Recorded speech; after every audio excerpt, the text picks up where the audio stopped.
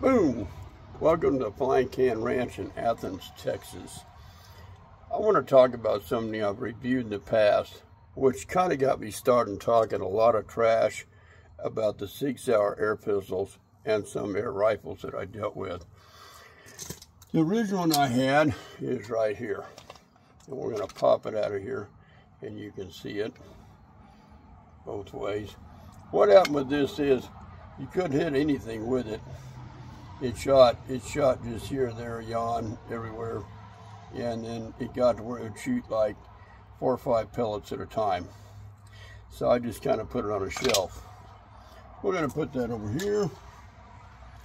Now we're going to talk about, I'll put this up in here real quick so we can show you something. The second time I made this, I forgot to talk about a few things. The new Sauer P226 that I got in a roundabout way. Is it new? Well, I don't know. Well, it's new. I don't know if it's better. I have shot it and it did pretty good. So we're going to look at it this way, and we're going to turn it around, and we're going to look at it this way.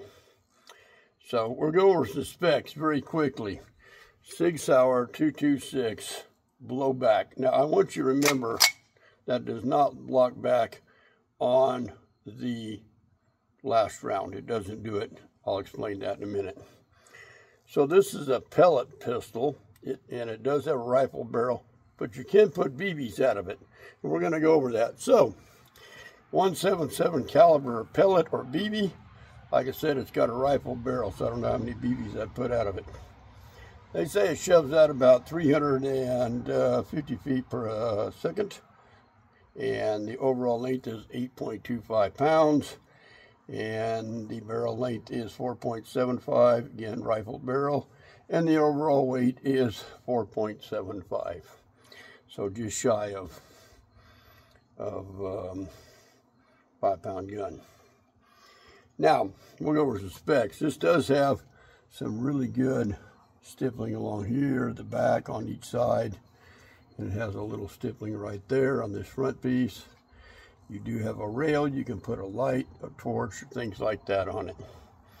If we come around to the other side, you have a safety which also works as a decocking lever.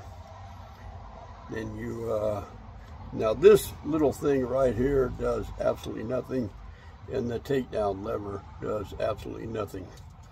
Now another thing you can do is you can unscrew this tip like so if you want to put a moderator in it. Dink. And that'll screw back on. I don't have one to put on. Well, I do, but we're not going to play with it right now. Now, the only two things, like I said, that work on this side would be your safety, and this little button down here is your mag release. Now this mag's at a slight angle going back toward you if you're putting it back in the gun. So with that being said, I'm going to open this tin up for a second. These are very, very popular mags. You can buy them about anywhere. I've used them on several air guns. And you take the pellet nose first. There's a little sort of an icon. I don't think you can see it on this. It tells you the pellet direction. And you're going to stick one in there, press it in. You get 8 shots on each side.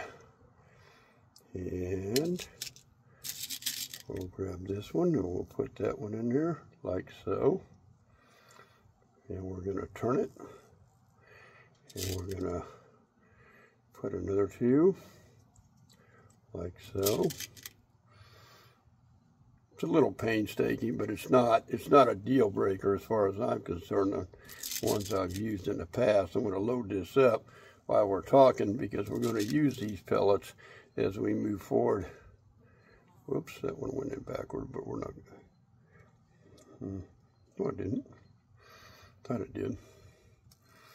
And we'll put 2 more on this side.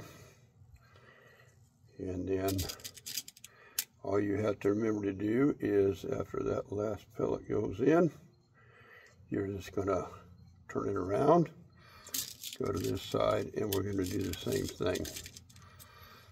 There's a couple things I forgot to mention on the the video I just made, I got rid of it.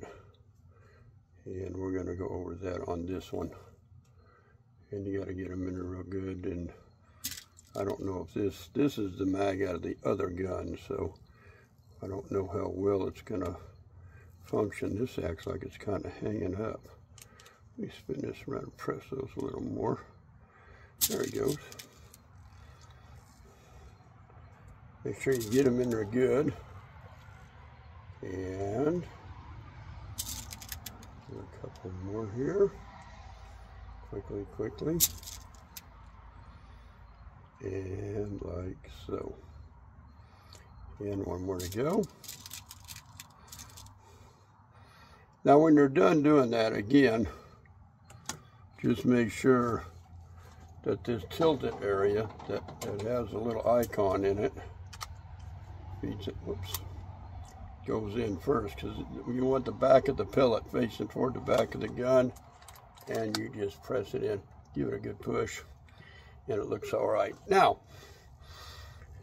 an ingenious thing on these is this very nice cam thing. I'll just put a dead one in for the time being. Oops, that is not dead. I had a dead one.